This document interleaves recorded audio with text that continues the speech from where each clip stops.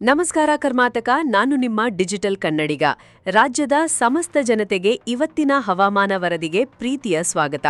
ಕಳೆದ ಕೆಲವು ತಿಂಗಳುಗಳಿಂದ ರಣಬಿಸಿಲಿಗೆ ಬೆಂದು ಹೋಗಿದ್ದ ಕನ್ನಡಿಗರಿಗೆ ಈಗ ವರುಣದೇವ ತಂಪೆರೆಯಲು ಸಜ್ಜಾಗಿದ್ದಾನೆ. ಹೌದು ಸ್ನೇಹಿತರೆ, ರಾಜ್ಯದಲ್ಲಿ ಮುಂಗಾರು ಮಳೆಯ ಅಬ್ಬರ ಶುರುವಾಗಿದೆ. ಬಿಸಿಲಿನ ಬೇಗೆಯಿಂದ ಕಂಗಾಲಾಗಿದ್ದ ಜನತೆಗೆ ಇದೊಂದು ಸಿಹಿ ಸುದ್ದಿಯಾದರೂ ಮತ್ತೊಂದೆಡೆ ಹವಾಮಾನ ಇಲಾಖೆ ಭಾರೀ ಮಳೆಯ ಎಚ್ಚರಿಕೆಯನ್ನು ನೀಡಿದೆ. ಮುಂದಿನ 5 ದಿನಗಳ ಕಾಲ ಅಂದರೆ ಮೇ 17ರವರೆಗೆ ರಾಜ್ಯದ ಹಲವು ಜಿಲ್ಲೆಗಳಲ್ಲಿ ಗುಡುಗು, ಮಿಂಚು ಮತ್ತು ಬಿರುಗಾಳಿ ಸಹಿತ ಭಾರೀ ಮಳೆಯಾಗುವ ಸಾಧ್ಯತೆ ಇದೆ ಎಂದು ಹವಾಮಾನ ಇಲಾಖೆ ಮುನ್ಸೂಚನೆ ನೀಡಿದೆ. ವಿಶೇಷವಾಗಿ ದಾವಣಗೆರೆ ಮತ್ತು ಶಿವಮೊಗ್ಗ ಸೇರಿದಂತೆ ರಾಜ್ಯದ ಸುಮಾರು 14 ಜಿಲ್ಲೆಗಳಿಗೆ ಈಗ ಯೆಲ್ಲೋ ಅಲರ್ಟ್ ಘೋಷಣೆ ಮಾಡಲಾಗಿದೆ. ಈ ಜಿಲ್ಲೆಗಳಲ್ಲಿ ಮುಂದಿನ 5 ದಿನಗಳ ಕಾಲ ರಣಭಯಂಕರ ಮಳೆ ಸುರಿಯಲಿದೆ ಎಂದು ಎಚ್ಚರಿಸಲಾಗಿದೆ. ಹಾಗಾದ್ರೆ ಯಾವ ಜಿಲ್ಲೆಗಳಲ್ಲಿ ಮಳೆ ಹೆಚ್ಚಿರಲಿದೆ, ಎಲ್ಲೆಲ್ಲಿ ಬಿರುಗಾಳಿ ಅಬ್ಬರ ಇರಲಿದೆ ಅನ್ನೋದನ್ನ ಡೀಟೇಲ್ ಆಗಿ ಹೇಳ್ತೀನಿ ಕೇಳಿ. ಬಂಗಾಳಕೊಲ್ಲಿಯಲ್ಲಿ ಸೃಷ್ಟಿಯಾಗಿರುವ ಚಂಡಮಾರುತದ ಪ್ರಭಾವದಿಂದಾಗಿ ನಮ್ಮ ರಾಜ್ಯದಲ್ಲಿ ಈ ಬದಲಾವಣೆ ಕಂಡುಬರುತ್ತಿದೆ.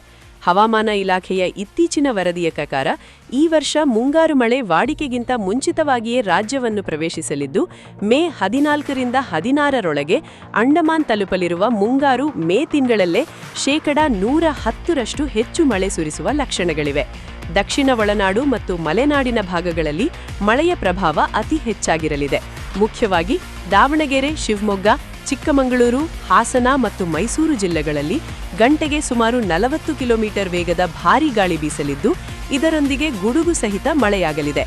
ಈ ಕಾರಣಕ್ಕಾಗಿಯೇ ಈ ಜಿಲ್ಲೆಗಳಿಗೆ ಯೆಲ್ಲೋ ಅಲರ್ಟ್ ಘೋಷಣೆ ಮಾಡಲಾಗಿದೆ. ಈಗಾಗಲೇ ಧಾರವಾಡ ಮತ್ತು ಬೆಳಗಾವಿ ಜಿಲ್ಲೆಗಳಲ್ಲಿ ವರುಣನ ಆರ್ಭಟ ಶುರುವಾಗಿದ್ದು, ರಸ್ತೆಗೆ ಬೃಹತ್ ಮರಗಳು ಉರುಳಿ ಬಿದ್ದು ಸಂಚಾರಕ್ಕೆ ಅಡಚಣೆಯಾಗಿದೆ. ಈ ಮಳೆ ಒಂದು ಕಡೆ ರೈತರಲ್ಲಿ ಬಿತ್ತನೆಯ ಹರ್ಷವನ್ನು ತಂದಿದ್ದರೆ, ಮತ್ತೊಂದೆಡೆ ಬಿರುಗಾಳಿಯಿಂದಾಗಿ ಬೆಳೆ ಹಾನಿಯಾಗುವ ಆತಂಕವೂ ಮನೆ ಮಾಡಿದೆ. ಮಲೆನಾಡು ಭಾಗದ ರೈತರು ತಮ್ಮ ತೋಟಗಳ ಬಗ್ಗೆ ಹೆಚ್ಚಿನ ಜಾಗ್ರತೆ ವಹಿಸಬೇಕೆಂದು ಸೂಚಿಸಲಾಗಿದೆ.